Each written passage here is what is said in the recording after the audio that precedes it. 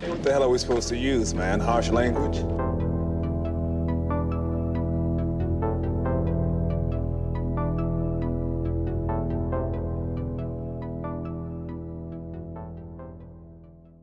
What's up, fellas? What's up? What up? How's everybody doing? I'm pretty good now. Now, All right.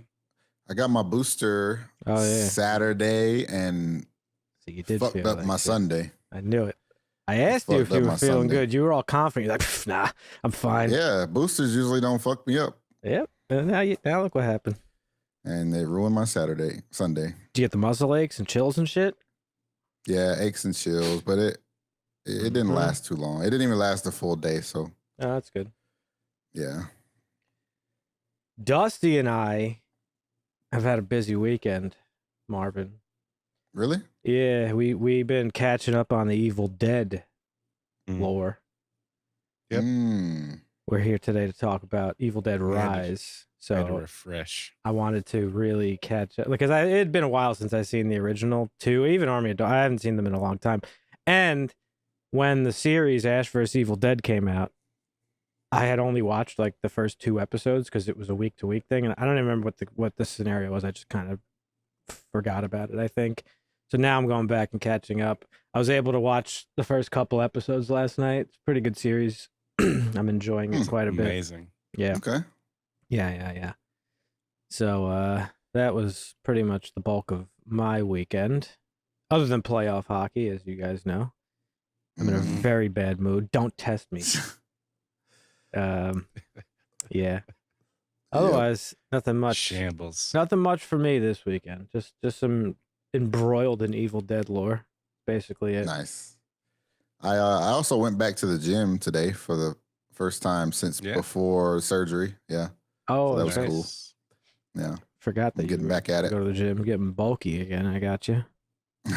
I like that. Gotta stay fit. You know what I did watch, actually, now that I'm thinking about it? Besides the Evil Dead stuff, I watched that new movie, Ghosted. It's a Netflix exclusive with Ana de Armas and Chris Evans.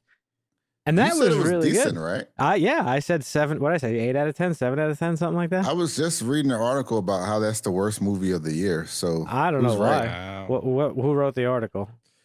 Actually, let's see. I just had it on my phone. That's what I was laughing at. It's some before we Dan's a started. sucker for rom-coms, so Let's see. It's only got a It 5.8 was on IMDb, but I thought it was good. fandomwire.com. I don't know if that's Never heard of them.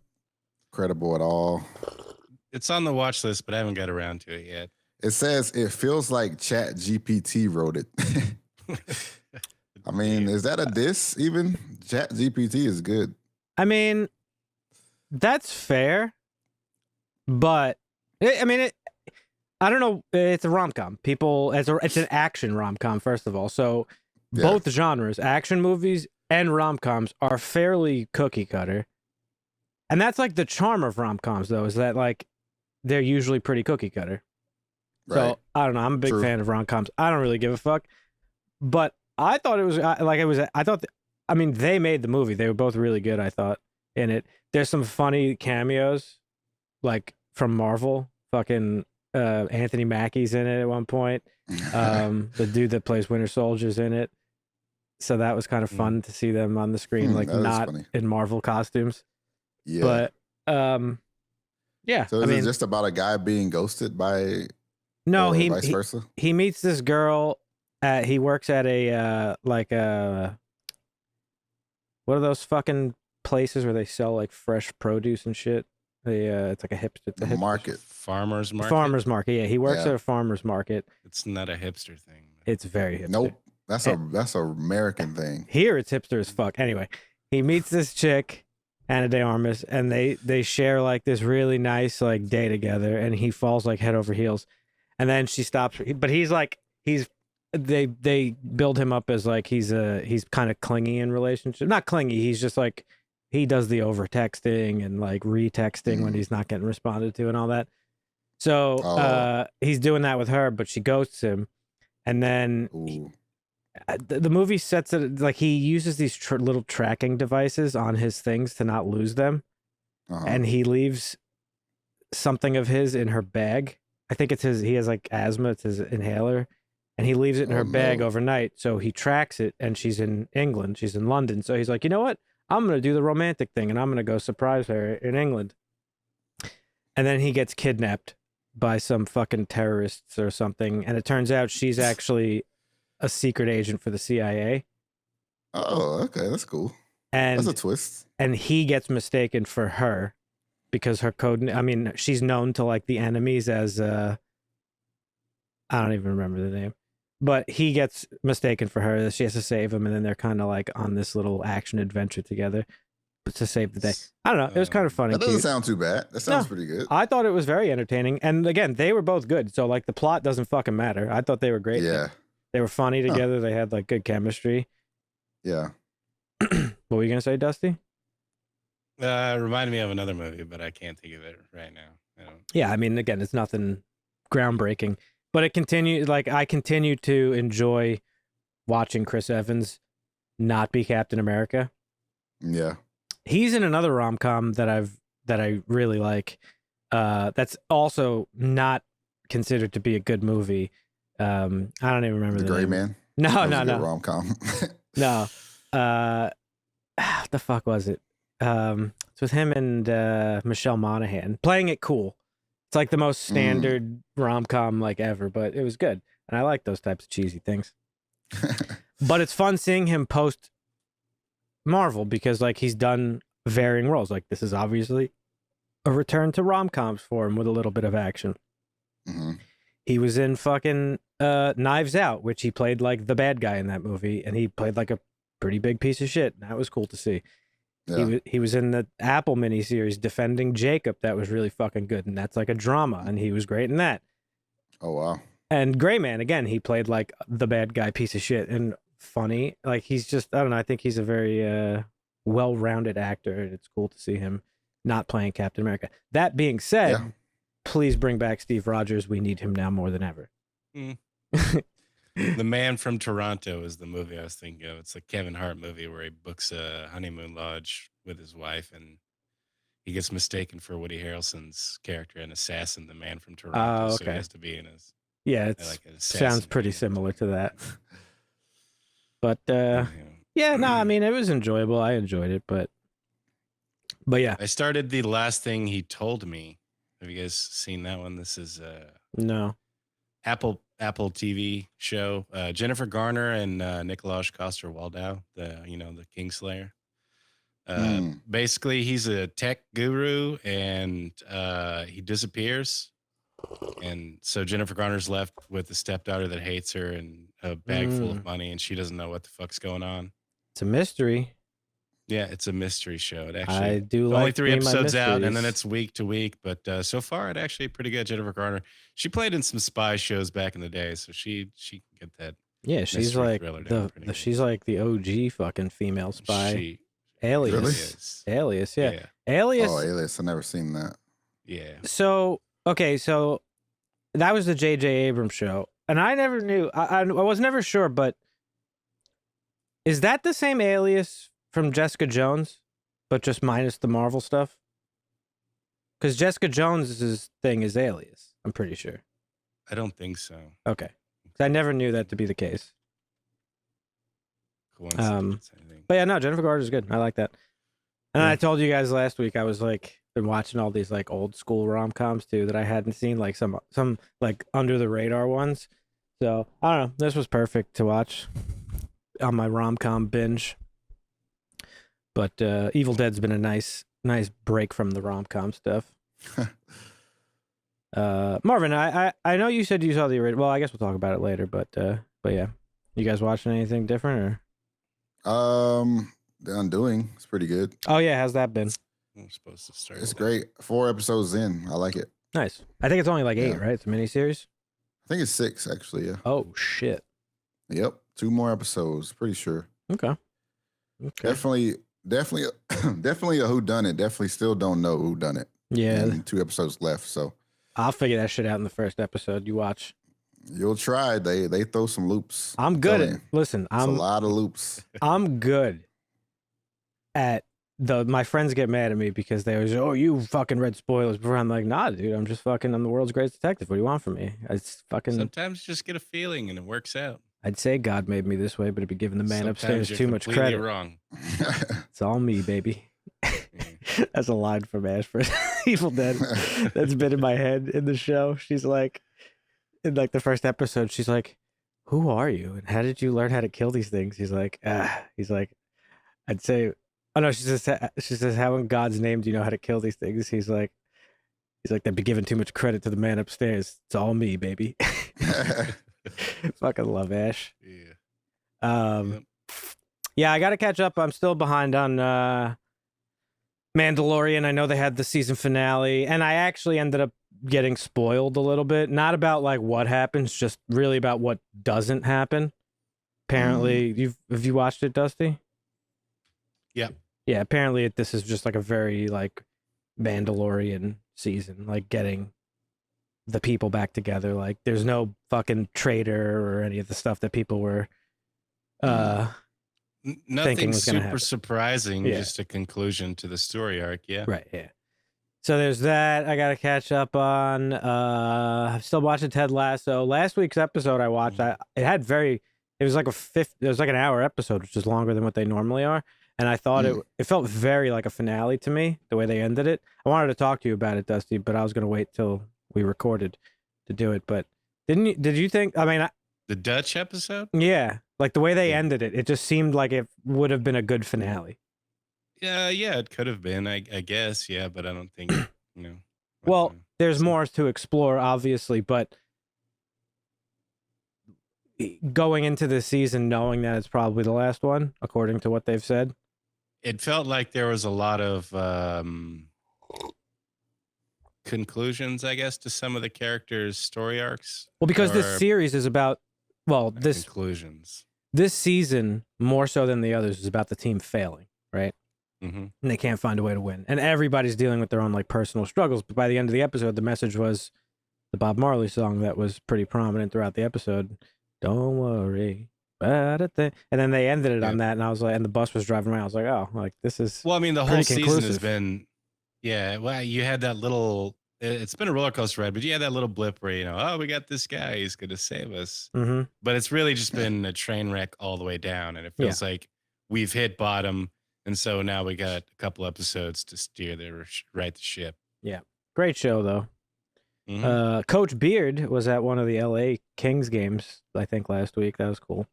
Oh, nice. And so was Will Ferrell. Will Ferrell was like all dressed up in fucking LA Kings makeup and shit. Really? Fucking hyping the crowd. Yeah. That's funny. Man's an entertainer. But yeah, that's about it. And then I got Ed caught up on Superman versus Lois. Yep, shout out to Ed. Watched a couple episodes of that. That's such a fucking good show. I actually started while I was suffering in bed on Sunday. I was watching a few episodes of Mandalorian. It's pretty cool. I got like 4 or 5 episodes. Oh, did you actually? Yep. Nice. That's big news. You didn't tell us that. Yep. All right. Okay. It's pretty good. I like it. Yeah, I guess you don't really have to. I mean, you know what you need to know for the Mandalorian to work, right? Like you've watched the prequel trilogy and you watched the new trilogy, and you never started the new trilogy, right? If I remember correctly. I think you watched one of them, right? The first one, yeah. Oh, you watched The Force Awakens. The Force Awakens, right? Yes, that's the one. Yeah. I didn't realize you watched that. I know you didn't like it though. Now I remember. Mm-hmm. Fucking sucks balls. But yeah, so that's pretty much it. Keeping up on my watch stuff. I'm also an episode behind on fucking Yellow Jackets. That was last night. I'm slowly. I'm starting to get. I need to catch up, and I'm like, I don't know that I care. I actually messaged. They ruined it. They fucked it up. Yeah, no, I don't know if they fully. I'm gonna watch the episodes, but if I can't get through 5 without, I think because that's where we're at, episode 5, without just like, I'm done. Yeah, well, we mentioned it last week. It's starting to feel a little bit like it's meandering a little bit through various different plot points that don't seem to connect, but like they hint at a connection, but they just haven't really given it to us. I actually messaged this chick I know. I don't really actually know her. I know her through somebody. We're friends on Instagram, and last season she posted like the poster of it, and I replied to it. I was just like, "Oh shit, you're watching this show too? What do you think?" So we kind of like have had a couple conversations about it, but I messaged her the other night. I was like, "Hey, are you watching Yellowstone? And also, I'm checking out a little bit. What do you think?" And she kind of she feels kind of the same way. Yellow She's- Jackets. Yellow Jackets. Yellow What did I say? Jackets. Yellowstone. Mhm. Yeah. Easy mistake, guys. Give me a break. Got it correct. Yeah, no, I hear you. So yeah, she's feeling similarly. She's like, at this point, I'm just watching the show for the cast and the soundtrack. I'm like, yeah, that's fair. Damn. We'll see. Speaking of Yellowstone, though, I've been reading. Oh, that shit's over. Not looking good for the second half of that No, season 5. yeah, supposedly. Well, I had told Dusty, I think a couple days ago, I read something that this is probably the last season, and the second half of it might not even get done. So fucking So stupid, that's bro. crazy. Well, I mean, listen, when you got prima donnas working for you, listen, Sylvester Stallone fucking gave away the secret. His shit is hard working on a series. So, Yeah. you know, and he's not even really that prominent of an actor anymore, like working multiple Right. things. Like Kevin Costner, I'm sure is still like, he's got his own show. He's doing whatever. Like, you know, I What get the fuck it. is he doing? He's got other shit. I ain't seen it. I don't know, but that's another show that, you know, we covered it. Motherfucker ain't did shit. Costner is Waterworld. doing his own Western movie, I believe, Yeah. Oh. I'll You know, at watch the it. same time. That's what's slowed down everything. We've been covering the first half of Allegedly. this current season. For those of you that don't know, over on our YouTube channel, if you're not following us there, be sure to do so. But in when the week-to-week coverage of the show, I was pretty vocal about how I'm not super enjoying the season just because it feels Mhm. kind of like, I don't know. It Yep. kind of jumped the shark a little bit, and that happens. That happens. We're spoiled, you know that? Because we have very fine palates when it comes to television. Minus Dusty, he watches a lot of shit. He's like, "Oh, no, I'm kidding." But like, I do watch a lot of shit. No, I you just do. Put shit on while I'm doing stuff just Yeah. to have it on. yeah, Owen has bad taste though, specifically. But no, like, we're coming off the fucking finale of Better Call Saul. Like, not every show is going to be like, I mean, like 1%. That's like a 1% show, right? That's like Right. in terms of like quality, like those types of real great shows that are good throughout are very few and far between. So I'm not super surprised that Yeah. Yellowstone is starting to fall off a little bit. But yeah, I mean, I guess it's better to go out now than, like we said, draw it out. I think we're always in agreement on that type of shit. Yeah, for sure. But, Might as well just go ahead and end it. Yeah. And bring back so we can see Jimmy in the quad sixes I don't even care Yeah, about that for to be 5 more honest. seasons. That's why. That's also why I'm getting a little bit like, like, do I give a fuck? Like, I told you I could watch that shit all day. 1883 was great. Same. Marvin. Maybe You haven't 1920. even tried 1920. I haven't You tried it yet. No, I know. I'm not judging it. I'm just saying. It's like you're trying to that build. Africa shit is so stupid, bro. You try to build this fucking like this Yellowstone verse, and I'm just like, well, why? Sheridan verse. Shit. Well, no, I wouldn't. That's not even fair to say because he has other shows that don't have anything to do with it, right? That's true. That's true. Yeah, Mayor you're of right. Kingstown's fucking amazing. I think. Hey, you never know. The He crossover? might pick up some prisoners from Yeah. Mayor. You know what I'm saying? Yeah. Maybe. That's right. Like Some Mayor of Kingstown's ABs. great. Fucking whatchamacallit, Tulsa King was great. Mm. He's got the other show coming soon. Bass Reeves. What was it called? Bass Reeves or something like that. Yeah. Was it about a fisherman? No, it's about No. a black, one of the most prominent black lawmen I think ever. Oh, Something like Okay. that. Let me look him up. Tulsa? Bass Reeves, American No, law not Tulsa. enforcement. The first black deputy U.S. Marshal west of the Mississippi River. oh my God, that's cool. Look at his mustache, bro. Yeah, that's you don't fuck with this guy. You need a I'm getting stash like that, mustache Marvin. for Yeah. when this year's done. Yeah, you need a fucking He had stash 11 like that. kids. Oh shit. This guy was fucking. You know he was fucking with a stash like that. Oh, he died. He was born in Arkansas, but he died in Oklahoma. Yeah. Muskogee. I never even Oh. heard of that fucking place. Muskogee, Muskogee, sorry. What does that have? Like a population of 8? probably. That sounds like a place that has a low pop. Yeah. A couple thousand. Low maybe pop 2,000, city. you know. Get not enough food. Oh, it's got the guy that played They got a Walmart and a Dollar General. Martin Luther King in Selma. Oh He's yeah, a pretty good actor. Yeah, no, that show will probably be good. So yeah, I don't know. Like he does other stuff that's good outside of Yellowstone. Is basically the point I was trying to make. So like, I don't know, why force it if you don't have to? True. But whatever. No, that's true. I'm not a writer. That's why I do a podcast and graphic design. So, but yeah. So that's about it. Dusty said he's got breaking news. So we might as well get into. He did. It might have been fake news that he said that though, but we'll see. Let's get hear in. the news. No. Speaking of big news that has nothing to do with entertainment or the show, I just have to say. Oh, good. You're gonna interrupt him before he even starts the news. I have to. It's big getting news. Worse now. Ladies and gentlemen, I am sad to say Tucker Carlson has been fired from Fox News today. Oh God, that means someone even worse is coming, bro. It's gonna be bad. It's actually interesting because it's off the heels of their $800 million defamation lawsuit. Oh yeah, they were like, yeah, we can't. Yeah, you gotta go, bro.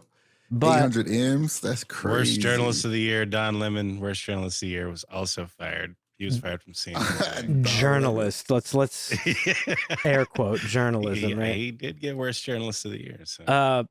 I think it's worth mentioning. Dusty said earlier, these mainstream media stations are really dying.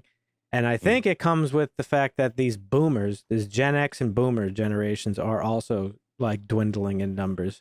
I made a joke once or twice on the show about this fucking Gen Zers not fucking around, but they are ushering in like I think They're not dwindling. What do you mean? The majority of the population is over the age of. No, I mean like, dwindling in terms 35. of their whatchamacallit, their influence. Oh yeah, sure. Yeah, that's fair. So I don't know. Big They're news. getting old and senile. Nobody. They haven't said why they fired him, but apparently he was just told this morning, and it was like a shock. And his producer got fired as well. So I don't know. We'll see what happens with that. But anyway, Well, producer went with him. yeah. That's what sorry, but Fuck yeah, those Maybe he'll just people. retire. I all doubt it. is. Yeah. I doubt it. Maybe he'll Another throw. Nah, news. he's gonna start his own network or some shit. He'll go join Bill O'Reilly on whatever streaming thing Bill O'Reilly Yeah. does. Streams like 8 people who still watch Bill O'Reilly. Anyway, now for the real news, Dusty. What you Yeah. got for us? Joe Biden gave a speech and said some gibberish that nobody understood, and they nodded like they did anyways. Nice. That's good. That was your breaking news? No. No. Oh. No, Sony is actually doing a panel right now at CinemaCon, Mhm. and so they're really revealing information. I think the first announcement was Craig Gillespie Dumb Money movie about the chaos from GameStop stock skyrocketing due to Reddit. The film stars Paul Dano, Ooh. Seth Rogen, Sebastian Stan, Pete Davidson, Shailene Woodley, Anthony Ramos, Vincent D'Onofrio, Dane That's a big DeHaan, cast. and Myha'la Harold. So, Nice. Who's so directing yeah, that? we're gonna get it. Craig Gillespie's Dumb Money is what it says. So I assume Let's he's go. either directing or producing. Diamond hands, baby. So yeah, we're To gonna the get a moon. Diamond's Hand movie. First trailer for Neil Blomkamp's Gran Turismo is being shown. Film follows a shit. true story about winning a competition against other Turismo gamers and then getting to race against real racers. So another that's video cool. game to movie. That's weird adaptation. for him. Gran Turismo. Yeah. David Harbour there is in the picture, so I guess he's That's Oh. That's an odd cool. choice for him, given his obvious past with, the movies that he's known for, District 9, Elysium, Chappie. well, this one's closer. Mm. I mean, I don't know. I could see Gran Turismo being kind of a hit because Gran Turismo, the gamer verse of Gran Turismo, is fucking huge. Like, Oh, yeah. it's one of the biggest. It's the biggest simulator for racing on the planet. Nick loves Everybody those loves games. it. You get far enough in the sim, and they'll let you do like real racing against real pros and shit. So, Do they actually? Yeah, I didn't that's know what that. the movie's about. I guess. No, I racing. didn't. I didn't Wow. know that was a real thing. They'll let you race in real life because you're good at a video game. But I believe so. Yeah, let you That on the track. You seems- probably have to That's do some sick. safety courses. It doesn't like you can get your racing license in a weekend at a driving school if you're Huh. like Right. competent. It's That not seems difficult. incredibly irresponsible. Yeah, I don't know. All right. I never played Um, Gran Turismo a lot, but the games are It's fun. always aesthetically pleasing. Forza is the Yeah, other at least big always- one. Oh, yeah, Yeah. it's more arcadey than. Yeah, I Sony, don't think but Forza's as big as Gran Turismo. No. Yeah. And for you, Dan, Anyone But You. Oh. An R-rated rom-com starring Glenn Powell and Let's Sydney go. Sweeney wrapped filming today. So Okay. that's gonna Anyone be But coming out. You. Huh. Oh, there's some more news for you, Dan. Let's see. They showed the first footage for Craven. It's going to be rated R. The Rhino will appear. We're gonna get a trailer for it sometime in the summer. They're gonna start pumping out the trailers for movies, summer movies. So don't expect Oh. a trailer anytime soon, but we will go in this summer. There's gonna be some description of all the footage and stuff shown of, what they showed at the con. So this is a Sony movie, so not tied to anything. Correct. Tied to they're making- when it's convenient for the to tie Yeah. to. They're making the Napoleon movie, apparently. It'll have a robust theatrical window and a full throttle marketing campaign before Sony Napoleon the moves it to Conqueror Apple or TV Plus. Yeah. Napoleon. Dynamite 2. That's what I was gonna say, dude. Napoleon the Conqueror. Bro, let me tell you something. If the world needs a Napoleon Dynamite sequel right now. What's that guy even up to, bro? I don't know. He turned it down. I just Googled it. He says he turned it down. Did he actually? He turned the sequel down, yeah. So who they gonna get? I don't know. You know, it's probably smart because like that's one of those movies like impossible to reproduce that like magic. Yeah. That movie is so that's one of the best movies ever made. I don't even give a fuck what anybody says. That movie is so good. We also got some Ghostbusters Afterlife news. Paul Rudd and Carrie Coon will be in Ghostbuster uniforms in the sequel. Oh shit. So we're gonna get to see that. I kind of figured that was gonna be the case because they already alluded to they're gonna be at the shop. They're gonna be at the old fire station. So Right. I would imagine we're gonna get Ecto 1 or maybe Ecto 2, 3, 4. Who knows? The And Ecto uniforms. 2. Wait, didn't they So call there's a it? lot happening. Sorry, guys. It was Ecto 1, I think. But Ecto 2, Wait, what? You talking about me then? No, what were you just referring to? Me moving the shit around? Yeah, fucking trying to give me a stroke. Sorry. And then you're gonna pick on me when I have a stroke when I stroke out. No, I mean, listen, I'm gonna pick on you. I don't pick on Yeah. Go into epileptic shock. Dan likes to pick on people's disabilities. Mm. Not Nah. actually, But, obviously. That's cool. I'm excited for that. Yeah, it looks like I guess the other major Sony announcement. This isn't part of the breaking news I was following on Twitter as we were recording, but Spider-Man content is coming to Disney Plus.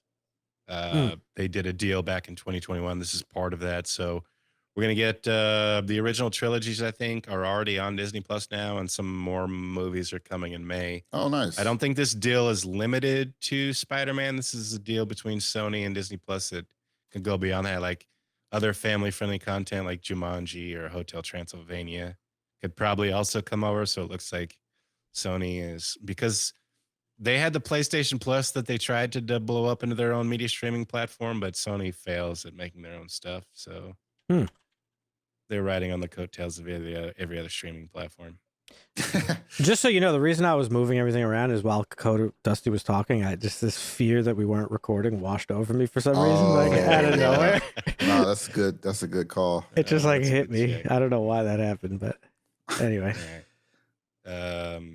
So, Hey, yeah. real quick, before you go further in the news, I sent you guys a trailer a couple days ago. I know Marvin watched. Oh, Did yeah. you get a chance to watch it, Dusty? American Born Chinese. Yeah, I did. Looks Oh good. my god, that show looks so good. You're talking, I'm just thinking of like Apple and stuff. This is an Apple exclusive series. Oh man, does this look fun? This is Apple? I think so. Yeah. No, this is Disney. Disney Plus. I'm sorry. Yeah. Okay. Oh, okay. I'm sorry. I meant Disney.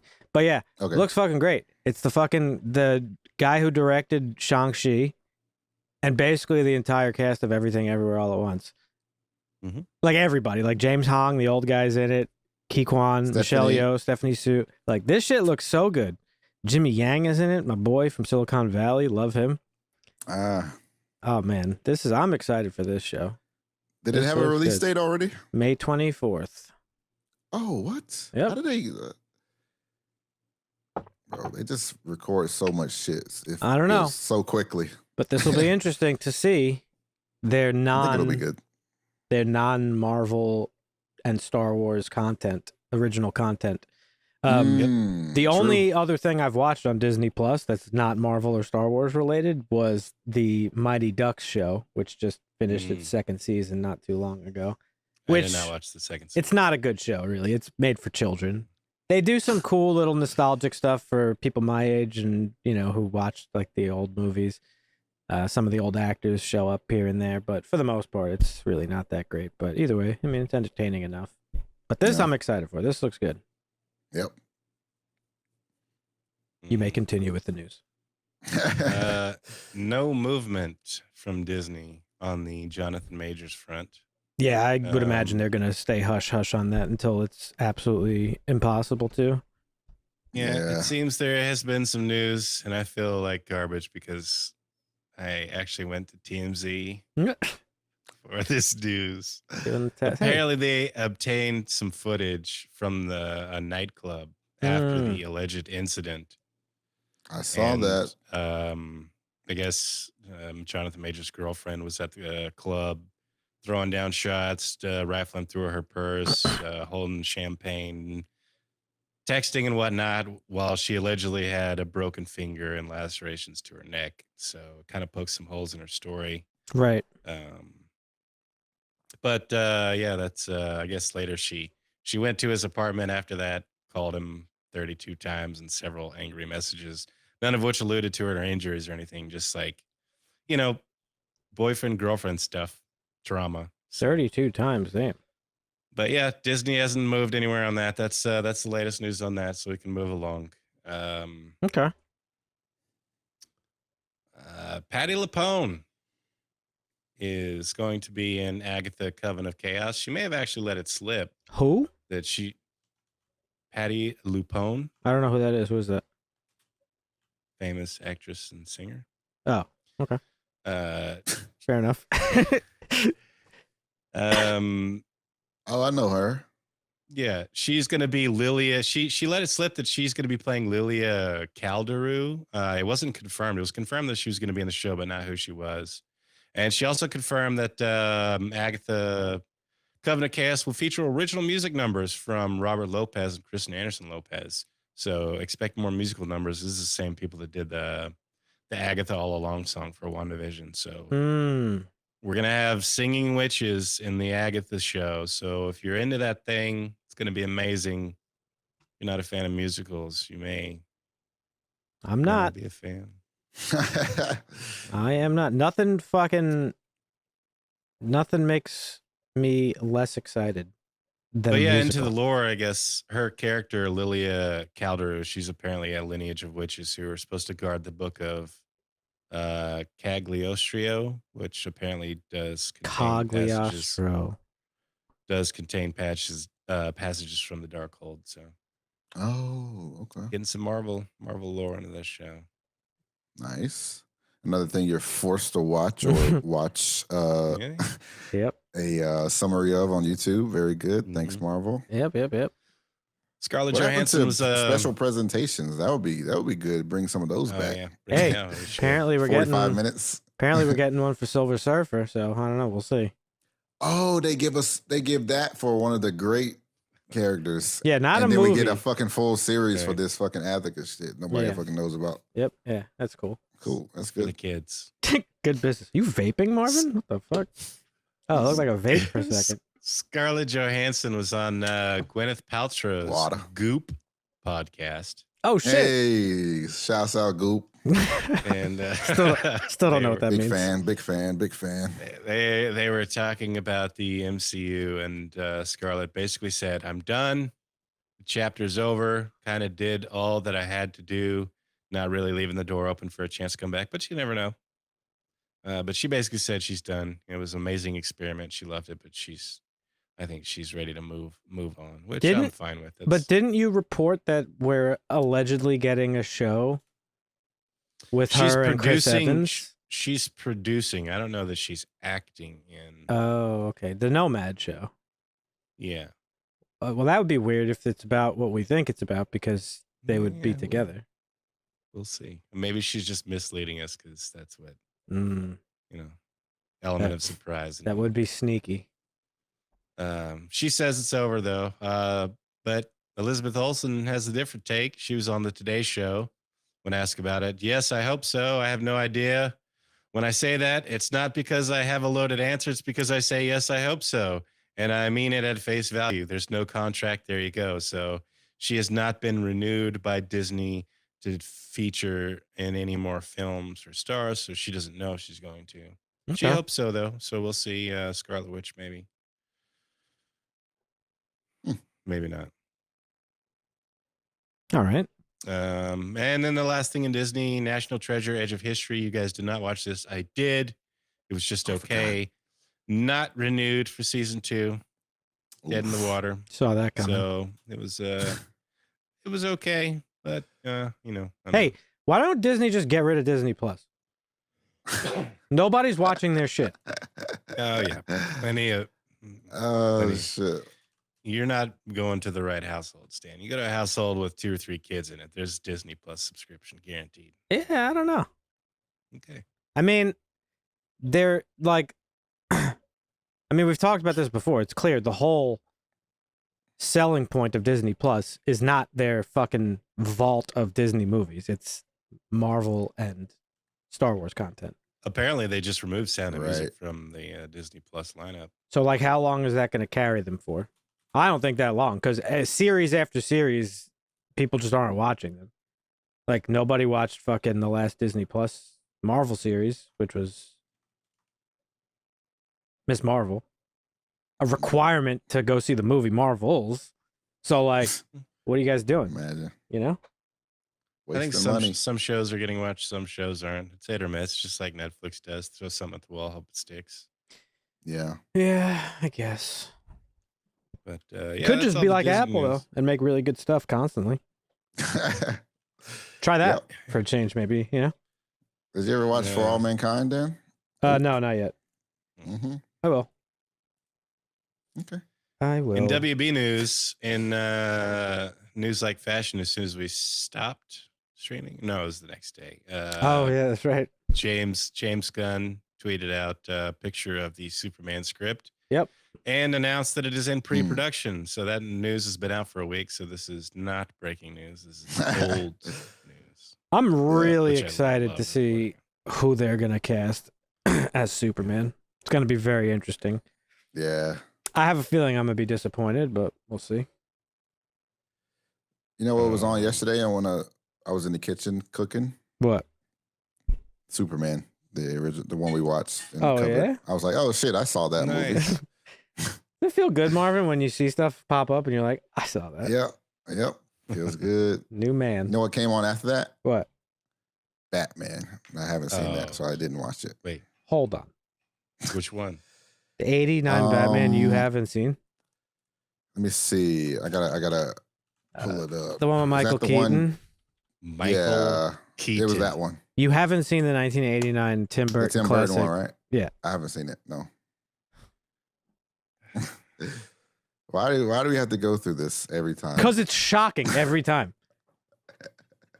Because you say that fucking Oh, Batman and God. Robin is your favorite Batman, but you've never seen this one. That shit was so good. All right, Dusty. Next month, May is your call. I'll stand on that. Put it on the I'll list. stand on Batman and Robin for life. Wait, there's some blockbusters. I gotta. Poison Ivy, Decipher. Bane, Batman, This is Robin, not Mr. good. Freeze. That was barely That's it. Bane. I don't Hey. know what the fuck. Hey, a lot of cast, a lot of bangers. No, Mr. Freeze was in the next one. Oh, no, he wasn't that one. You're right. Never mind. No. Yeah, you're right. You're right. I was thinking of Batman Forever. I get the two shitty Batman movies confused sometimes. Wow. Yeah. Comicbook.com did an interview with the Russo brothers during their promotional tour of Citadel, which is their Amazon Prime movie. Right. And they were asked about DC. They're like, we don't get asked about DC a lot. Joe replied, obviously, James over there running it. It would be a no-brainer. We love him to death. We love the direction he's going to take that world in. You know, he's going to be inventive with it. So open to the idea of, doing some DC movies. I guess he went on to explain that Batman was one of his favorite comics growing up as a kid alongside Spider-Man, and the X-Men. I think those were his 3 Mhm. most owned comic books as a kid. So, Right. he's like, that story's been done so many times. Who knows? We'll see. It's already still being done. There's 2 Batmans apparently right now. There's the Batman and whatever Batman they're going to give us in the DCEU. I'm just gonna say it. I've had enough of fucking Batman. Like enough. Let's take a break from Batman. Let's do some like really good Superman stuff for a little while. See how that goes. Yeah. We've seen every Batman story possible. Like, there's not a I bet you my fucking mother knows Batman's origin story. You haven't watched the new animated one, have you? Nah. The Doom that came to Gotham. No. It's a very Lovecraftian Cthulhu type. I'm waiting for the Yeah. animated series revival, which I think is soon. Yeah, I believe so. I don't have the date written down because there's no news on it, but it should be soon. Was our boy involved in that? Yes. He was, right? Before he passed away? You mean Kevin? Yeah, I believe so. I don't know, actually. It's called Batman Caped Crusader, by the way. But it's supposed to be... I would imagine he would have been, but yeah. Okay. Untimeliness. Oh, I'm looking it up here. Actually, this is old. I don't know. Anyway, go ahead. All right. Showrunner Steve Yockey has announced a wrap on production for season 1 of Dead Boy Detectives. Neil Gaiman congratulated him and addressed a fan question on Twitter. The fan asked, is this going to be in the Doom Patrol universe? I don't know why I would. Doom Patrol is almost over, so that show's dead. Sandman universe or standalone universe? To which Gaiman replied, this is obviously going to be in the Sandman universe. This was picked up by Netflix from Warner Brothers, so both these shows are on Netflix. So there is a plausibility that we could get some crossover between Sandman and Dead Boy Detectives. Oh, cool. Oh, as of March 9th, it seems that Cape Crusader was originally scrapped by HBO in their purge. Yes. Now it's been picked up by Amazon. Correct. They placed a 2-season order, which is described as a reimagining of the Batman mythology through the visionary lens of executive producers J.J. Abrams, Matt Reeves, and Bruce Timm. Okay. Correct. Okay, well, there's some clarity on that. I guess it comes out this year sometime. I reported all that. Yeah, I remember. Good reporting. Always on the cutting edge. Yeah, well, that's it for WB. On to the etc. part of the news. All right. Nice. Alec Baldwin resumes filming of Rust for the first time since the fatal accident back in the fall of 2021. Excuse me. He was initially charged with involuntary manslaughter and with a firearms enhancement charge. I think the firearms enhancement charge was dropped previously, and I think the special prosecutor stepped down for some reason, and they decided not to file charges after that. So charges have been dropped against him for now. This does not absolve him of criminal culpability. Charges may be refiled later down the road, but for now, nothing is coming of this. Charges against Hannah Gutierrez Reed remain unchanged. She still, I think, has the manslaughter charge against her. The firearms enhancement charge was also dropped against her. How the fuck does that work? Well, she was the armorer and he was the actor, so he claims he didn't pull a trigger. So I don't. Okay. Wow. Yeah. Don't ask me to put logic into this story. I don't know. Helena Hutchins' widow, Matthew, was made executive producer in a wrongful death settlement with the company. The cinematographer, Bianca Klein, is moving in to replace Helena's spot because she was the one that was fatally injured in the accident. So Rust is continuing filming. It's a movie that show. I forget. I think it's a movie that's coming out. So they've begun filming again. So there's the news on that. Yeah, it's sad story. Cut the check and the world keeps spinning. It is what it is. We got a teaser trailer for Godzilla X Kong and a title announcement. It's Godzilla X Kong: The New Empire. Comes out March 15th, 2024. You see, I guess it's Kong sitting on a throne, a bunch of skulls. It might not be Kong, could be somebody else. Then you see some skulls of Godzilla and Kong. But pretty cool little teaser. I'm excited for this one. Monsterverse is fun. Yeah, So always fun that's to watch coming. those. Yeah. Yep. Star Trek. The Hollywood Reporter, I think, reported that we're going to get a Star Trek original movie every 2 years from Paramount Plus, starting with Section 31, which is going to be Michelle Yeoh is attached to this project. This is a Discovery spinoff. They had the show Star Trek Discovery.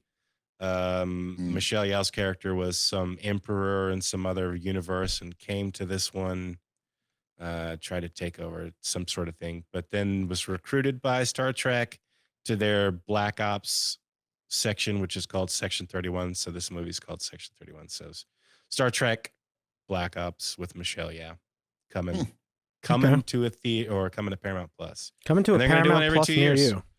And so yeah, I guess they actually did a bunch of announcements too. Right. But as for news tomorrow, Witcher news tomorrow for anybody that still cares. No. They posted on their Twitter, I think, a picture of Geralt. Say it right. He did it. Embracing Siri with Yennefer behind him. He's like in the middle of a Siri Yennefer The new Geralt? Oreo sandwich. No, it's him. Well, he's still got one season to go. Oh, right? that's right. Yeah. Okay. Oh. Yeah. Terrible fucking so show. yeah. For those of you who don't remember, awful fucking show. Don't watch it. Yeah. True Detective creator Nick Pizzolatto. Nick Pizzolatto, that's my boy. Yeah, he is doing a Magnificent Seven series for Ooh. Amazon. Okay. is that? Obviously, the original movie. Marvin just said, "What is that?" What? The original movie It's a famous Western. is the 1954 Akira Kurosawa epic Seven Samurai. Correct. Was then made into the Western The Magnificent Seven in 1960. Starred Steve McQueen, Charles Bronson, Yul Brynner. And then I think the 2016 one. Yeah, no wonder. The 2016 one was Denzel Washington, Chris Pratt, and a couple other actors. Yeah. I'm actually surprised. I was going to ask if you'd seen this because I thought you'd at least seen the Denzel version. So No, I haven't heard of it. I would have loved to, but Seven Denzel was in a Samurai. Western? yeah, it's Or was it Western. not West? It's Western. It's Western. It's a remake. Wow. 100. Yeah. It's about a kind of a outlawish kind of guy who stumbles into a town, gets recruited to fend off worse outlaw guys, and gets a band of, basically mercenaries together to fucking, win the day against the bad outlaws. Nice. Seven Samurai is fucking amazing. Yeah. The All good original? movies. Yeah. That's the original. So, Akira Seven Kurosawa. yeah. Oh. Oh, black and white, Marvin. I don't know if you can handle Oh. But that's not the only thing that Amazon is doing. This is part of their acquisition of MGM Library when Amazon got that. So the Magnificent Seven is part of that. They're also doing now, this is a long list, so let me get through it. They're doing a third Legally Blonde movie and accompanying TV series. They're doing an animated What? Pink Panther movie. They're doing a Cruel Intentions TV series. They're doing an anime spinoff of the Creed franchise and a new adaptation of RoboCop. Oh, that's sick. Stargate, Fame, Barbershop, and the Thomas Crown Affair. Good Lord. Barbershop, like fucking Ice Cube barbershop? Yes. Oh my God. So But Legally Blonde, Amazon now who's has the sitting around MGM like, live. Yeah. I can't wait for the next Legally Blonde show and movie to come out. Oh my God, I can't wait for that to drop. The Nobody, first no one movie is wants good, that. though. First movie is good. Maybe it is. Probably haven't seen it. It is. Funny movie. Reese Reese right? Witherspoon, yeah. Yeah. It's funny. She plays like I a don't know. ditzy blonde, but she's like a Yeah. fucking legal genius.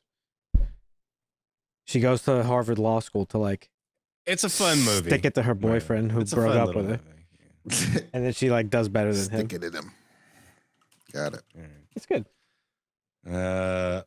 Markiplier is directing and starring in his own film, way. Iron Lung. The film is based on the submarine horror game of the same name. So this is a video game to movie series. I saw the Guys, It's directed by a YouTube personality. Yeah. just get rich, guys, and you can do whatever the fuck you want. Yeah, that's it. Get you don't rich have to have any type of skill or talent or anything. You just get rich. Go and to you can space. You can go to space. You can make a movie. You could write a memoir. Yep. Yeah, you could do it all. Anything. You just get rich. Yep, that's it. Money Like makes Mr. money, Beast and Marvin. be a humanitarian. Nah, there's only one Mr. Beast. Joaquin Phoenix. Did you hear about his latest PSA? Nope. No, but I He really want to see Beau is Afraid. That movie looks amazing. He made a public service announcement about Beau is Afraid. He said, Oh, did I just wanted to make a public service announcement and say, do not take mushrooms and go see this fucking movie. That's hilarious. Oh, And that concludes our Joaquin Phoenix public service announcement about Beau is Afraid. All right. Is that fucking deep and dark? Oh, yeah, it's going to be for sure. Yeah, Oh, it's the director of Joaquin Hereditary. Oh, that's Phoenix. right. Okay. Mhm. Have you seen any of his recent movies? He's been in some weird ones. I The saw one where he that I played really liked. the rundown FBI agent that was tracking the child pedophile ring or whatever. That one. I didn't see that one. I saw Oh. We're here together or something. What we You Were Never Really Here. You were that never one? really here. yeah. That movie was Oh. fucking great. Yeah, that's the one I saw. I didn't think he was a. What'd you call him? I thought he was just He's like. like an FBI. He's like No, a cop, he's a right? vigilante. Oh, okay, yeah. He's basically just a dude like with a fucking hat. He's a veteran who's right, like got PTSD or something. Oh, that's right. Yeah. It's a very simple movie. It's short, and he just goes into an apartment with a fucking hammer and beats the shit out of people. Basically, is the movie. But it's fucking really good. It's enjoyable. Yeah. Yep. All right. Well, for the last piece of news, Mario Brothers maintains its lead at the box office for the third week in a row. Okay. 58 million domestic, giving it 434.3 million Still haven't watched totally it yet. domestic, which makes it the third highest grossing Universal Pictures movie of all time. You watched it, Dusty? I know Marvin did. Yeah, I've seen it. Did you It's like great. it? Yeah, it's amazing. Okay. Yeah. A lot of nods to the Um, games. That's good. Only E.T. the Extraterrestrial and Jurassic World made more money. So yeah. Wow. That is impressive for sure. Yeah. Which but we got second place here. Evil Dead Rise opening weekend of 23.5 million. Nothing to, snark your nose at. No. This was originally supposed to be a straight to HBO Max, now just called Max release. But it got good reviews, so they decided it had a $19 million budget. They decided to give it a theatrical release, and it's already made 40 million worldwide, so it's going to end up plenty in the black. So it was a good decision. Hey, movie theaters are back. We won. Tom Cruise saved the movie industry. Did he? They're making money putting them in the movies instead of releasing them straight to digital. So Why did he specifically save it? Because of Top Gun? oh yeah, Top Gun. Was Top Gun like the first theatrical release since COVID? It was I think it was the like biggest. first $1 billion one. I think. I see. Yeah. Proving that it could still be done post COVID. Yep. That's right. I mean, listen, there's still, I don't know. I still think the theater experience is something I think is still valued by people, right? Oh, for sure. Mhm. Like I love watching movies at home more than anybody because I'm lazy, but like there's still something about going out to the movies or, going out on a date or just a night But I out. feel like once you get like a good enough home setup, it's like, all right, well, I don't need I don't know. I would say like I don't need if I had a crazy home theater setup, I would have no need to go and see a movie outside of the fact that it wouldn't be available yet. Well, even still, though, there's some movies like I couldn't imagine watching Endgame for the first time at home. Like, no matter how big my fucking TV is or how good of a home theater Really? setup I don't think so. Well, I 'Cause- think if money is no option, it'd be cheaper to just rent a movie theater out anytime you wanted to watch something than to build your own movie theater. It's actually It's not the that expensive. sound. It's not that expensive because I actually looked The into tech it. nowadays, yeah, for sure. I A agree screen that size? No, I'm saying renting a theater. Like if you, because Oh, yeah. Okay, I thought you meant no. building a movie theater. I'm like, what? No. What you don't need a screen that size. No. It doesn't make it a better viewing experience when the screen is that big. To It's me, just it more the doesn't- sound and being with a group of people than, I mean, obviously, if you could eliminate the fear of being murdered in a mass shooting, you enjoy yourself. You're not having to look at the exits. But being in a theater, like Endgame specifically, like when Cap fucking lifted Mjolnir and like all the movies that, like those Yeah. scenes are set up for the theater experience. You Yeah, know? I mean, I like like you said, being around people, but then you got to factor in what about the people that are like ruining the fucking experience? Like, Honestly, that's the thing too. in my lifetime, I haven't been to that many movies where people were being just fucking annoying. There's sometimes, but That's fair. yeah. Yeah. It depends, I guess. But yeah, is that it for the news, Dusty? That's it. Good transition as always, because we're here to talk Very about Evil Dead Rise, and a movie that I was very excited for, as you guys know. He was. Same. He was. He was talking about it. He was talking about the podcast is done. Yep. If If the that- movie Yeah, sucks. And I was like, oh God. Dan went to a This movie better dark be good. place. He said, if this movie sucks, I don't know what I'm going to do. I went to a dark place. Oh man, yeah, I was very excited for it, and I was not disappointed, folks. That's Nope. right. I'm happy Lee to Cronin, I told you guys. say. Yeah. Lee Cronin put the team on his back, He held it down did. for us. Yeah. Shouts out to Lee. So this is Evil Shout out. Dead Rise, the latest in the franchise started long ago by Sam Raimi and Bruce Campbell. Mhm. Directed and written by Lee Cronin, whom his first movie, The Hole in the Ground, we reviewed last week on the show, and we weren't Yes, we did. we weren't too thrilled about it. Mm-mm. It was just kind of lacking in a lot of areas. But we did say when we reviewed that there were a lot of elements in that movie, specifically the atmosphere and stuff like that, that we thought would be really beneficial in an Evil Dead film. And it was. We were right about that. Yep. Indeed. Because Evil Dead Rise does a lot of great stuff in terms of like atmosphere building and just shit like that. So let's get into it. So this is about basically two estranged sisters.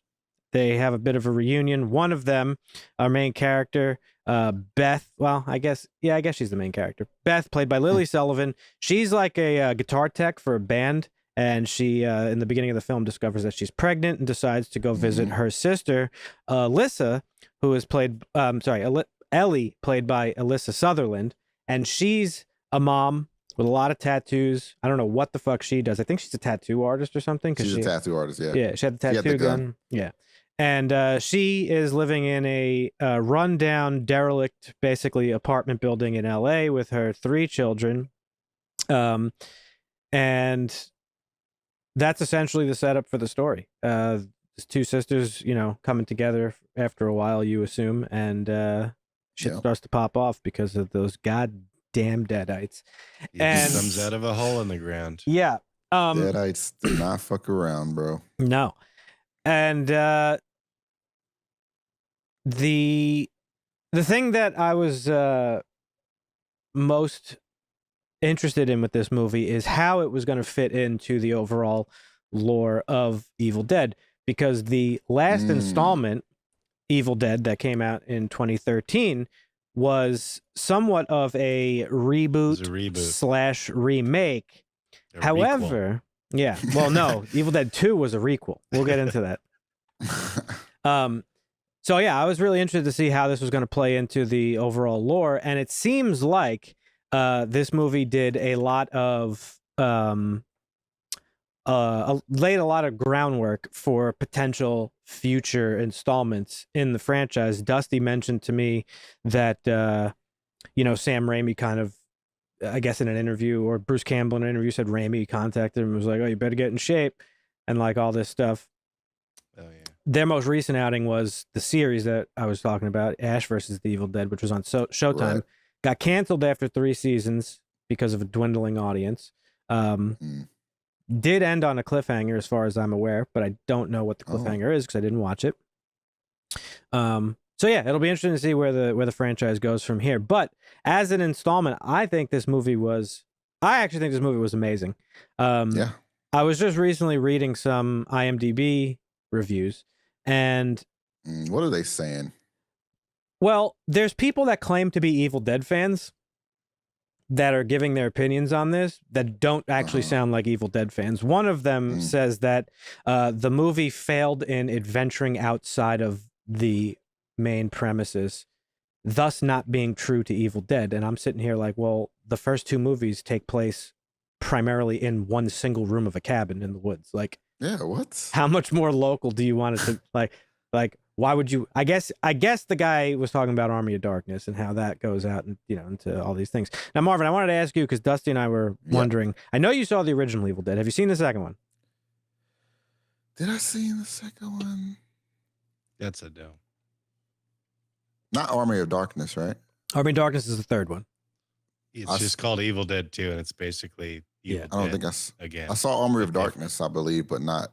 Okay. I don't think I saw the second one. So to set it up for you and maybe the audience at home that doesn't quite know the lore of Evil Dead, and because it is quite confusing, and Dusty and I were talking about it as well. So Evil Dead 1 obviously takes place in the cabin in the woods. It's about 4 friends that go into this cabin that is supposedly in Tennessee. It's a rented cabin. They find the Book of the Dead, which in the first film is not called the Necronomicon. They find it along with some tape recordings, and shit fucking goes awry. And Ash is the lone survivor, and the movie ending on a cliffhanger with the unseen force flying at him in the woods. Okay. The second film is a direct continuation of that. However, because of legal issues, they had to there's a recap in the beginning of Evil Dead 2, which explains the events of the first one.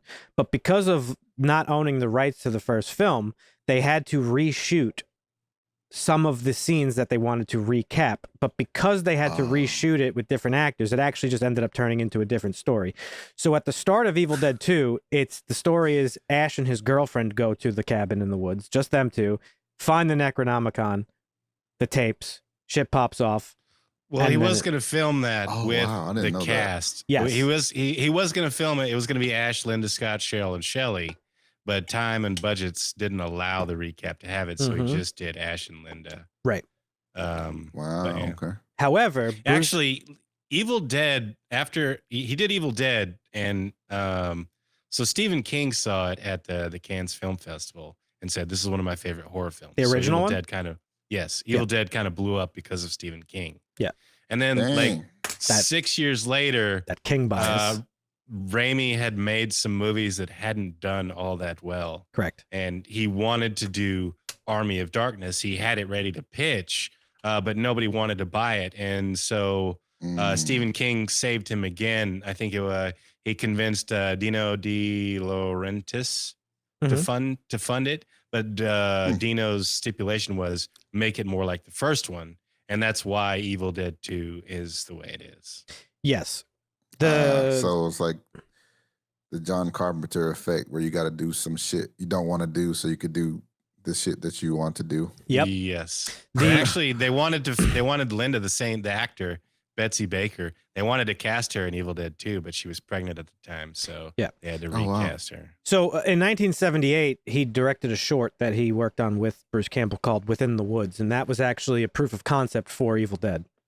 So then he made the Evil Dead film in 81. Then his follow-up to that was a movie called Crime Wave, which was like a theatrical flop. And then he went out and made Evil Dead 2. So Evil Dead 2 ends with them reading a spell from the Necronomicon, which is supposed to open up a portal and send the evil back from whence it came. And unfortunately, the portal sucks everything back from whence it came, including Ash, back to the 1600s, medieval times. And thus is where Army of Darkness takes place. But at the end of Evil Dead 2, Ash falls from the sky and shoots a fucking deadite out of the sky and is hailed as a hero from the sky by the medieval people. Well, when Army of Darkness begins, we have another retcon for legal reasons. Oh my god. So in Army of Darkness's recap, he is not hailed as a hero because of shooting the thing out of the sky. He's actually just immediately taken into slavery. Yeah. And then once he actually kills the deadites that are in the pit that he's thrown into, do they see him as the hero that the book foretold? Because the Book of the Dead has a hero for like it's the legend of the hero who fell from the sky to defeat the evil or whatever. But and the reason I'm bringing this up is because the series has taken a lot of ebbs and flows through genre, right? The first Evil Dead is very much just like a straight horror movie. It's very campy, it's very cheesy, it's very low budget, but it's great. The second one is a lot of the same, but there's some comedy thrown in there, and it's way more like just bombastic and like sort of ridiculous, but it's very funny. And then Army of Darkness is basically straight comedy. There's like no horror in it whatsoever. It's so funny, dude. Oh, so you've seen Army of Darkness? That's what I said. Yeah, Oh, I've seen, okay. I don't know if I've seen the second one. I have seen Army of Darkness. Yeah. And Army of Darkness is really when you get like the Ash. That's like when the Ash, like Ash is like he's like a fan favorite now in horror movies. This is when he becomes infamous. This is when he becomes infamous, saying, with his sayings and his, his attitude. He's hilarious. And Ash is the hero that is a hero because he's so stupid and like so bad at what he does, but just always finds a way to survive somehow. Yeah. So it's the definition of a swashbuckler. If you look up swashbuckler in the dictionary, you'll see Bruce Campbell. So it was interesting going into Evil Dead Rise to see like sort of the approach they were going to take, and from the trailers, I think it was pretty obvious that they were taking like just a straight horror approach to it. But there were some little callbacks to the original films and some little things that were ridiculous in nature that kind of reminded you like, hey, this is still very much within the Evil Dead franchise. But basically, this movie starts off with a callback right to the first one because we get some kids at a cabin in the woods and one of them's being fucking weird. And we know right off the bat, oh shit, she's got a deadite. She's a deadite. Yep. And I think that's like about this, the because of the movie rights thing, he had to retcon all the other movies. There's really only one thing that's been consistent in all the movies, and that's the deadites, or what is it? The Vakandar? What's the name of the Kandarians. The Kandarian spirits and the deadites is really the only canon that survives, and you really don't have to follow it because it doesn't matter.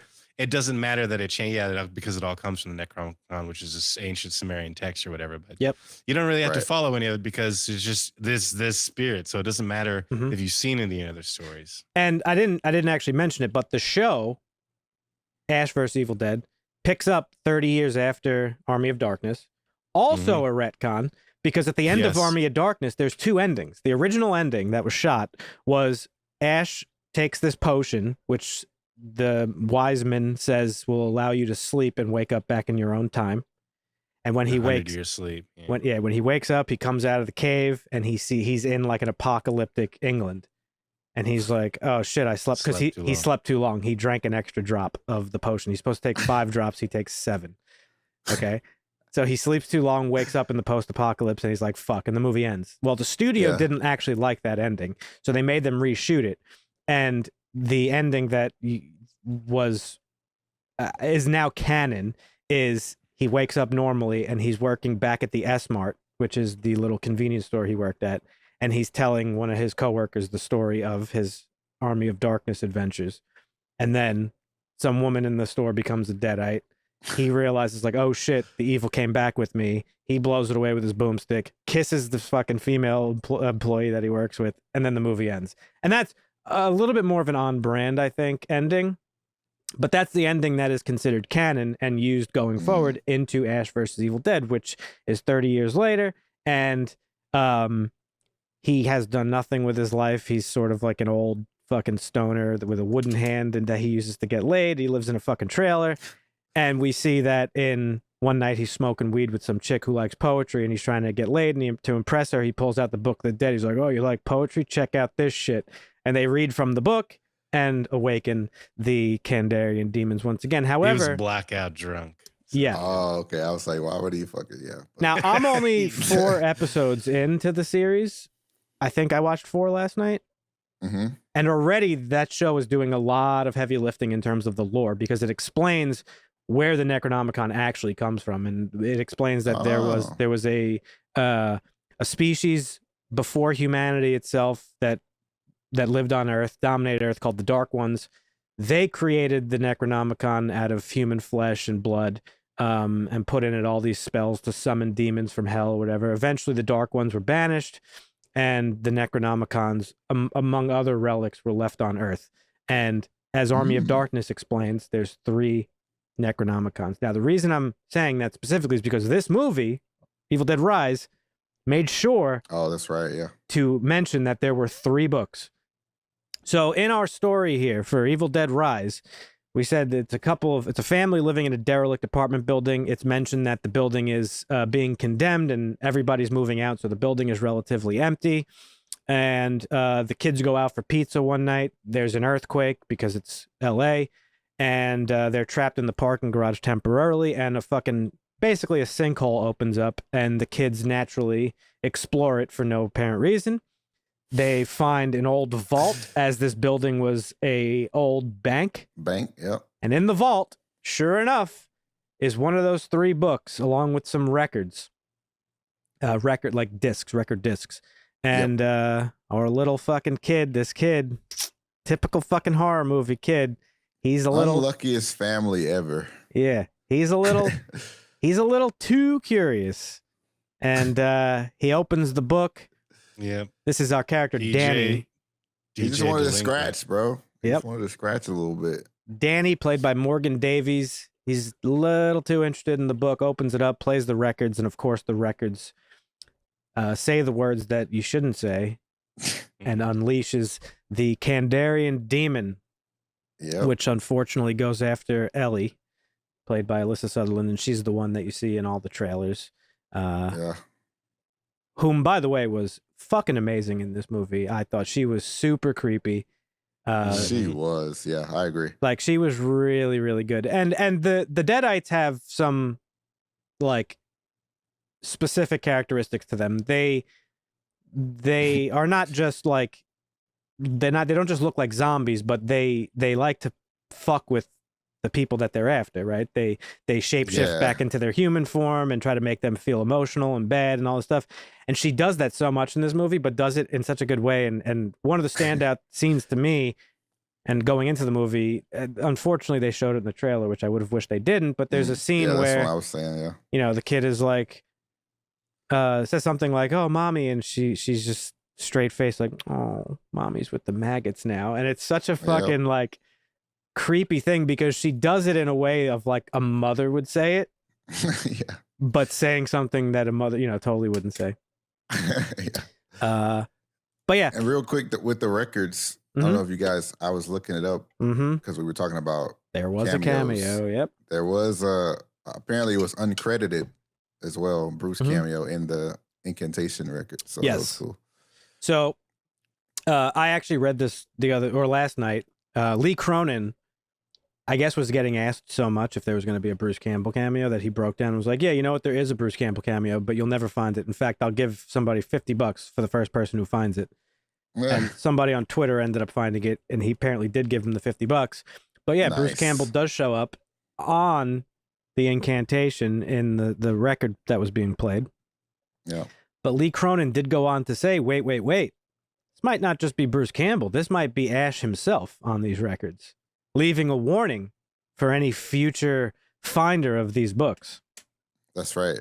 Yeah. So we maybe get and they also did. I don't know how I feel about that. Well, they also did confirm that they would be continuing the Ash vs. Evil Dead series as an animation. There's an animated continuation of the series coming.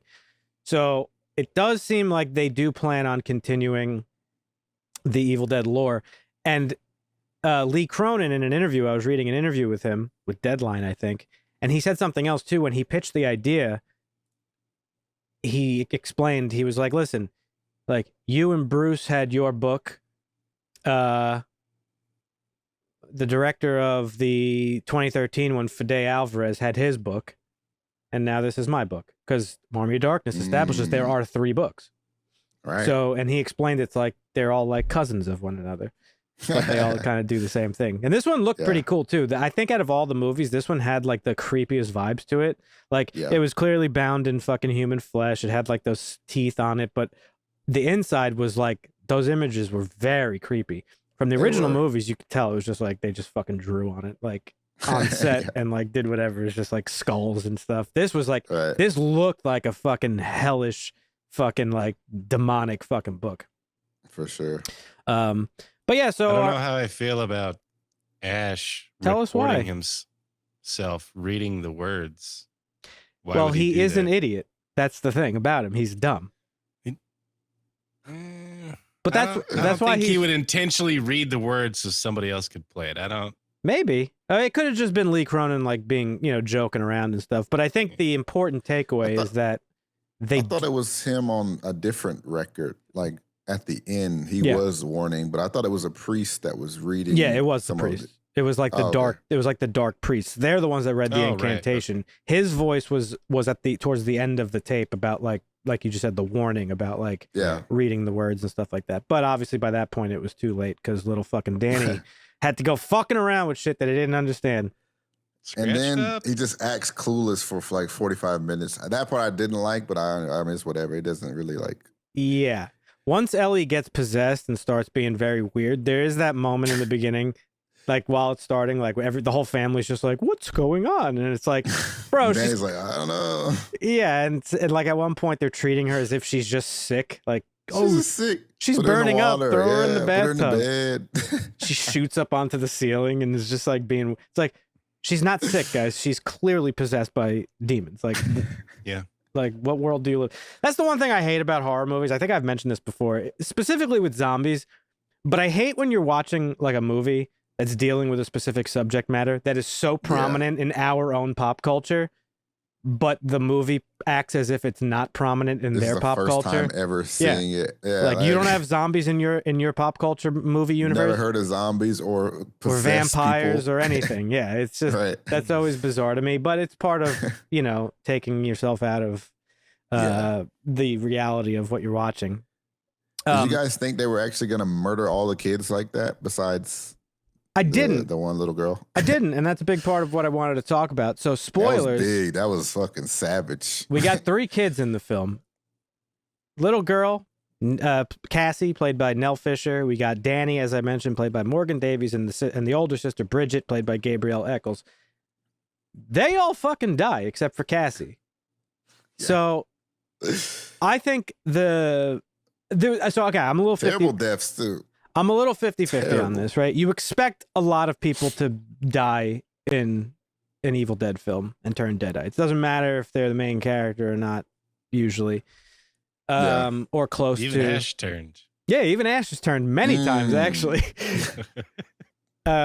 So, the one thing I was a little disappointed about with the movie was I don't think it did enough to really make you care about the characters that much.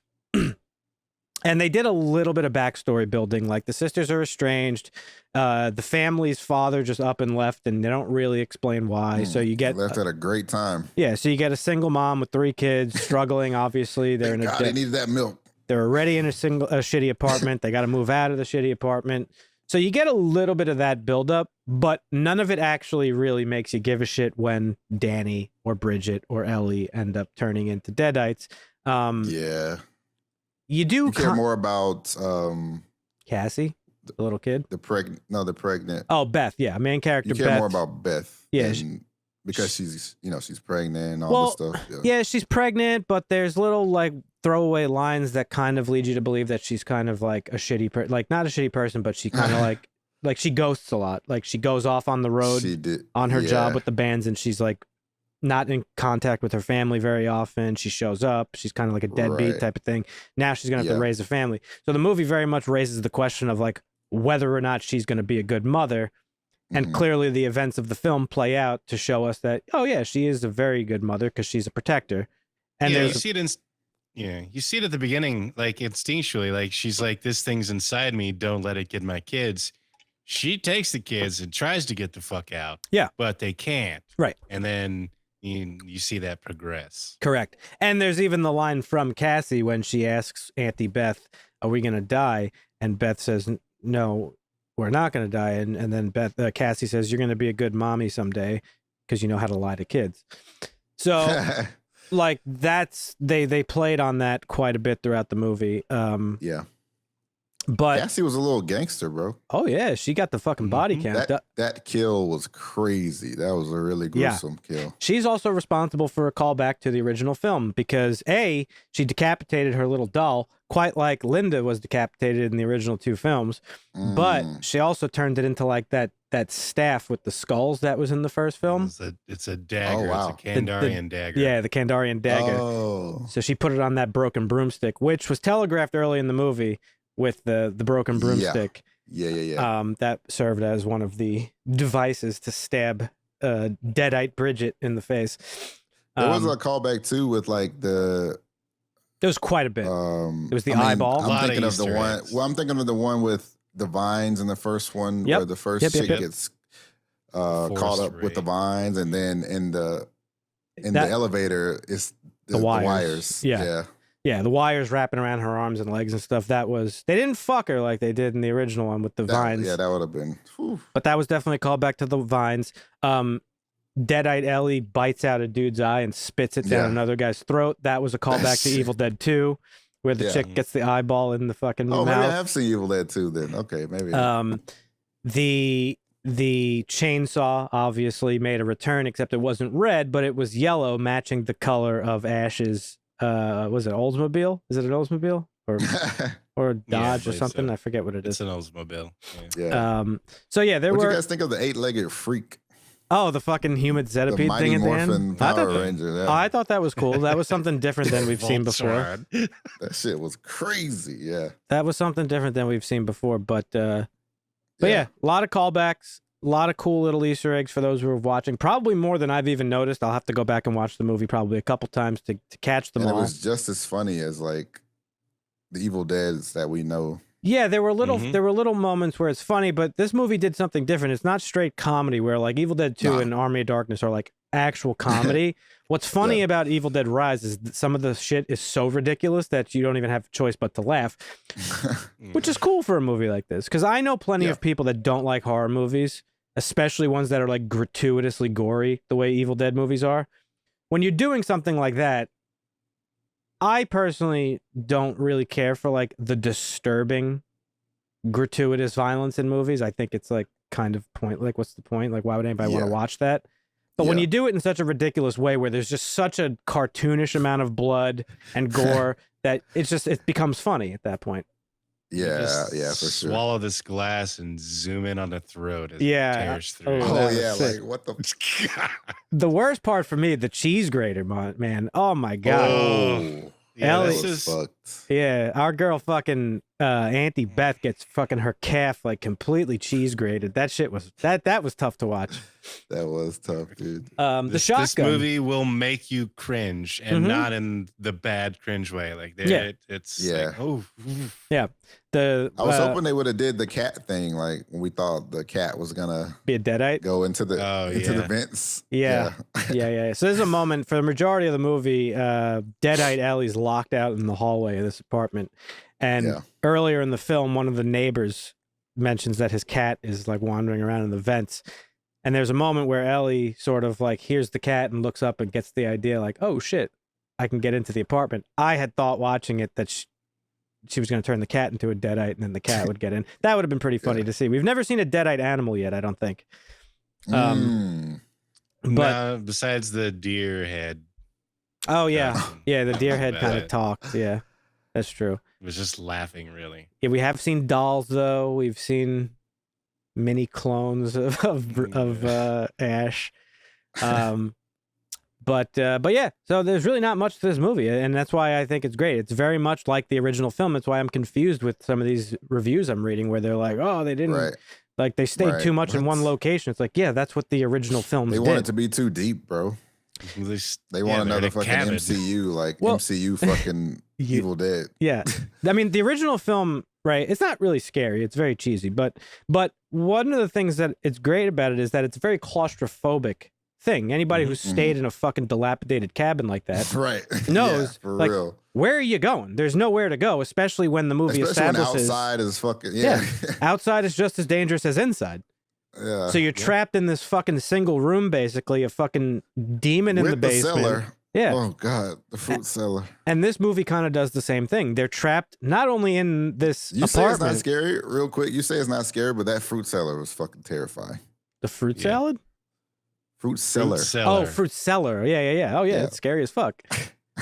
But, so yeah, like that, this movie does that same type of claustrophobia where the family's trapped in an apartment.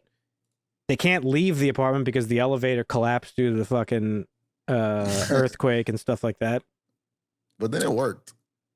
No. Yeah. Did it? Yeah.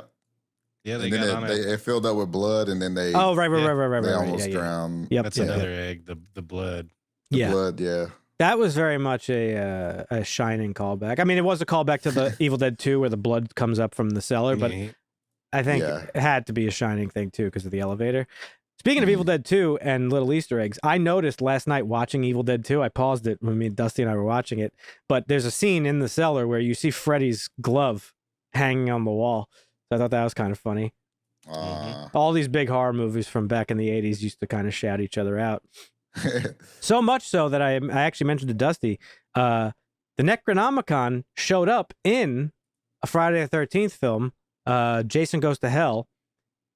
One of the characters in that movie finds the Necronomicon in the Voorhees home, suggesting that it is the power of the Necronomicon that resurrected Jason Voorhees and gives him his powers and stuff. So Jason Voorhees might be a deadite. We don't know. Whoa. What? Yep. And no, that's crazy. And there's a comic book, Freddy vs. Jason vs. the Evil Dead, I think, or versus Ash and the Evil Dead or something like that. And that there's a lot of lore in that explains like Freddy used the Necronomicon to repower himself in Freddy vs. Jason and like all this crazy shit. But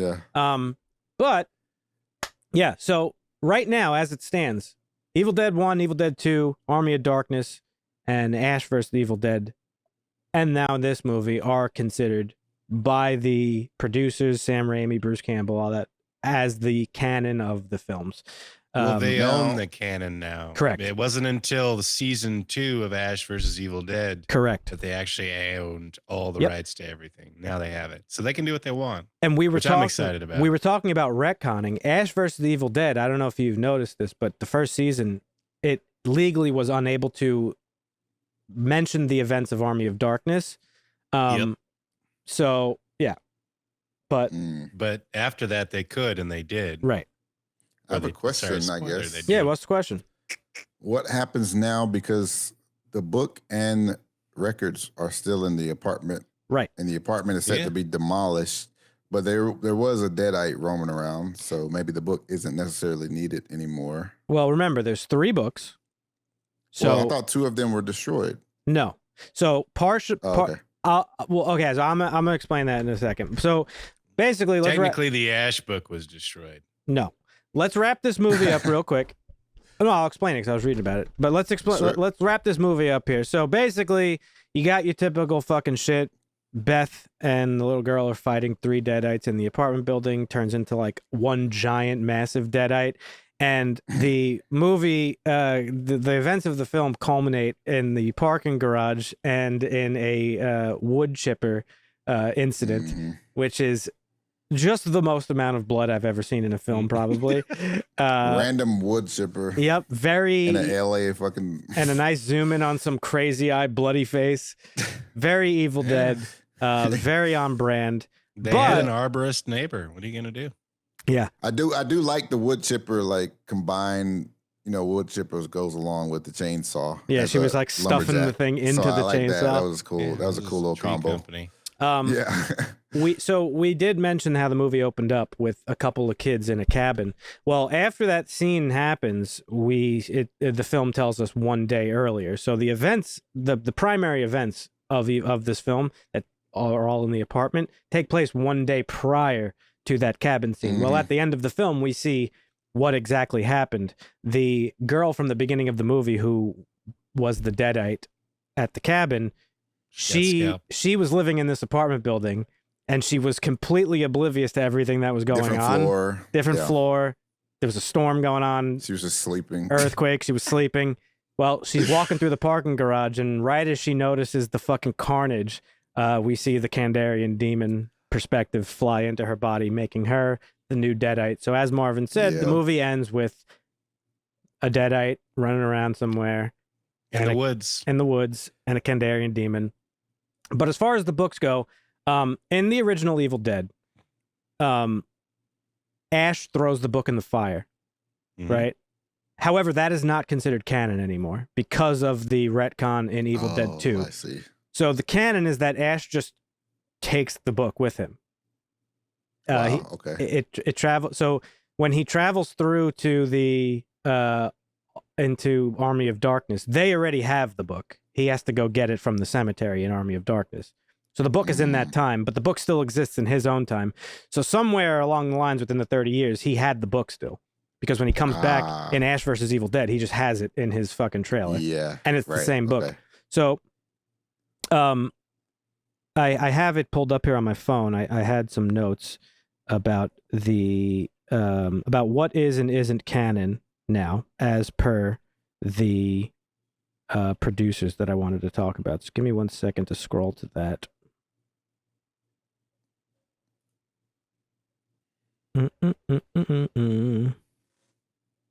Here we go. Okay, so please hold.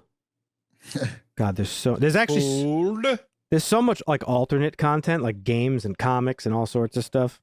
Right. Okay, here we go. So the prime continuity is Ash. It consists of Evil Dead 1, Evil Dead 2, Army of Darkness, and Ash vs. Evil Dead. I'm assuming now this film. This timeline is what is officially recognized as canon by Raimi and the Renaissance Pictures team. Anything else is part of an expanded universe and is not canon unless stated so by the proper sources. So non-canon stuff, some elements presented in the film, such as in-universe claims that the cabin is located in Tennessee, Ash's arrival in the Middle Ages in Evil Dead 2, and parts of the recap sequences from Evil Dead 2 and Army of Darkness have been removed from canon with the release of Ash vs. Evil Dead. So as I said, Ash vs. Evil Dead did a lot of like cleanup work in terms of what is considered canon and not canon. So the things that are no longer canon from Evil Dead 1, Ash's statement that the cabin was located in Tennessee, that is non-canon. Scotty's statement that the cabin was a rental, also not canon. From Evil Dead 2, the sign on the side of Jake's truck, once again claiming the film took place in Tennessee, no longer canon. The opening recap depicting Ash and Linda as the only visitor to the cabin was not canon because in Ash vs. Evil Dead, he specifically says, me and my friends went to the cabin. The closing sequence, as I said, of Ash being worshipped by the Knights, no longer canon. And basically all the stuff that I talked about. But yeah, so I'm assuming that this is now part of it because they do a lot of stuff that like specifically seems to be related to those things. So I'm curious to see where it goes from here. Yeah, me too. The thing that I think is so unique about Evil Dead, the franchise, is, and what makes it stand out from other horror movies. Obviously, there's so many famous horror movies from the 80s and the 70s. The comedy? Well, not that it's just a comedy. It's just that it has managed to stand the test of time. And I think that it's because of the fluid nature of the lore, right? You don't have to have like a deep explanation for what happened to the Necronomicon, where it comes from. Like, we know enough. We know there's like a dark group of fucking people who worship demons and wrote this book. You could summon demons. The book could pop up here and there. I think to add on to that, the good part about the lore is like how you were doing. You can go deep if you want to, but like you said, it's not necessary. Like you could just go watch for sure. Like if they come out with another Evil Dead movie in a couple of years, I'm pretty sure you could just pick it up and watch it and still enjoy it.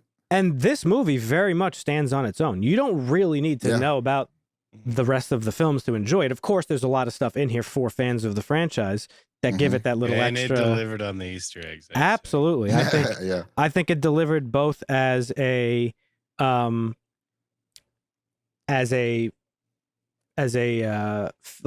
as fan service and as a standalone film. Yeah, for sure. Yeah. I love the pick up and go for sure. But yeah, like you think of other franchises, most recently Halloween, right? Halloween just got a trilogy sequel. What are you shaking your head at? You don't even know what I'm going to say. He's just thinking about how terrible. Yeah. So I'm saying the Evil Dead. The last Halloween movies, Dan. Yeah, the Evil Dead franchise stands the test of time, and I think it's because, again, the fluid nature of the lore. Whereas in a film like Halloween, okay, we're fucking 40 years That's after. part of it. We're 40 years later, and now we're bringing, okay, so here's a sequel to a film that had an ambiguous ending where Michael Myers disappeared. Well, what's the big problem with these last 3 Halloween films that we all agreed on? Like, the need to explain what the fuck happened in the 40 years. Where was Michael Myers? What was Michael Myers doing? Oh, he got arrested after that night and just spent 40 years in a fucking psych ward, and Laurie was freaking out. Okay, cool. 2 movies later, he disappears again. Well, where was he for the last couple of years? Oh, he was just living in a fucking sewer, killing homeless people. Like, you know, when you have to explain these things, it becomes a little bit fucking shitty for, you know, just for like, so a franchise like The Evil Dead, I think it really works. I think you could, like even the one in 2013, it's a little bit questionable as to whether or not that one is within the canon, but it could easily be because there's 3 books. Hey, there's just another group of kids in the woods that found an Necronomicon. Fuck it. It's part of the lore. Who cares? Which is why I thought it was cool that Lee Cronin explained it that way. Like, hey, there's 3 books and this is my book.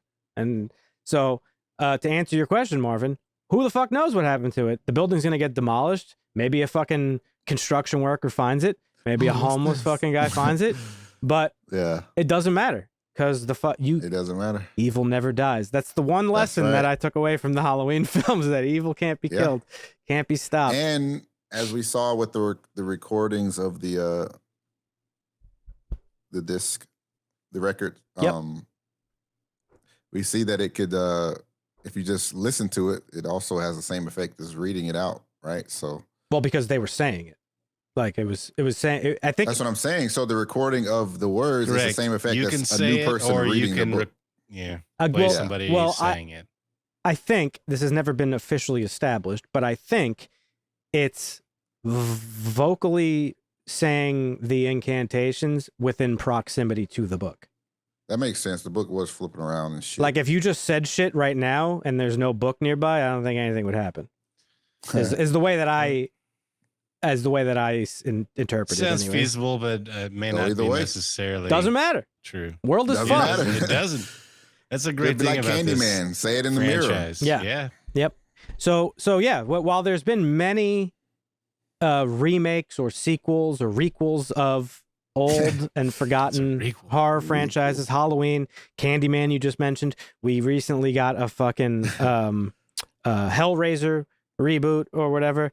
Like, oh yeah, that was mid, right? I thought it was. I can't remember. No, I thought it was pretty good. But I think I think this one is prime number 1 top horror. Although Candyman was really good, this is like top number 1 like sequel. I don't consider this a reboot. I do consider it a sequel because it does seem again to continue the continuity in the story. Yeah. There may be a world where we get a sequel to this, where fucking Ash hears on the radio about the weird shit that happened in L.A. and he knows what happened. Get a Ash and Beth team up. We'll see. But yeah, I thought this movie was absolutely fantastic. What do you guys want to say about it? No, I super enjoyed this. I wasn't sure, I guess, if I would, but from what Lee, I feel like he did an okay job with that other movie, even though it wasn't the best. Yeah. Hole in the Ground, yeah. Well, we said it felt had faith that he would bring it back together. Yeah, we said that one felt very like amateurish. This one for sure didn't, I don't think. Yeah. This movie could have been a little bit scarier, maybe, but I saw one of the reviews saying like I didn't jump once. It's like, well, personally, I don't want a jump scare movie because that's cheesy. Those are cookie cutter, and you could jump scares are telegraphed 10 minutes before they happen, so they're never really scary, except for in fucking, what's that movie Dusty and I watched? Smile. That shit fucked me up. I was like, ah! I fucking jumped back in my chair. That one got me. But for the most part, jump scares aren't scary. This movie was creepy, is the thing. It was creepy, and despite not really having a deep connection to the family, I did think it was kind of sad because, like, it still was brutal. Yeah. Like, this family was going through a lot of shit. Their dad left. They are clearly struggling financially and all this stuff. And now their fucking mom dies. Then the sister dies. Then the brother dies. And it's like, damn, how you gonna do this family like this dirty? Right. And then they leave you off with that little picture of, like, the family, you know, at the end. So I thought it was the Evil Dead, though. Like, that's like either you're getting out alive or you're dying. Anybody can get it. Yep. Anybody could get it. No, nobody's safe. Anybody can get it. And that is I lost my train of thought, but anyway, I wanted to read you a quote from Lee Cronin in his interview. He said that he had more connections to the previous films in the original draft, and then he started to pull some back. And in the end, the way I handled it was, if it was natural to the story, then we'll just do it. So, for example, I found a way to have the chainsaw in the story because I had a character in a set of circumstances, and I planted the idea of that chainsaw very subtly, very early in the film. So yeah, overall, I think it was a really great film that worked. Before we give our ratings, though, I did want to talk about one little thing that maybe not many people know about, but the Necronomicon, also referred to as the Book of the Dead, was originally created by H.P. Lovecraft. It first appears in his 1924 short story, The Hound.